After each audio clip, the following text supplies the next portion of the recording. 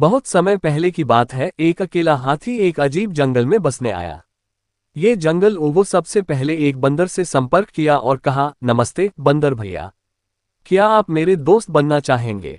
बंदर ने कहा, तुम मेरी तरह झूल नहीं सकते क्योंकि तुम बहुत बड़े हो, इसलिए मैं तुम्हारा दोस्त नहीं बन सकता। इसके बाद हाथी एक खरगोश के पास गया और वही सवाल पूछा। खरगोश ने कहा, तुम मेरे बिल में फिट होने के लिए बहुत बड़े हो, इसलिए मैं तुम्हारा दोस्त नहीं बन सकता। फिर हाथी तालाब में रहने वाले मेढक के पास गया और वही सवाल पूछा। मेढक ने उसे जवाब दिया, तुम मेरे जितना ऊंची कूदने के लिए बहुत भारी हो, इसलिए मैं तुम्हारा दोस्त नहीं बन सकता। अब हाथी वास्तव में उदास था, क्योंकि वह बहुत कोशिशों के बावजूद दोस्त नहीं बना सका।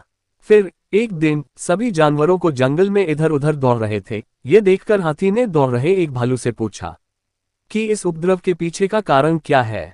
भालू ने कहा, जंगल का शेर शिकार पर निकला है, वे खुद को उससे बचाने के लिए भाग रहे हैं।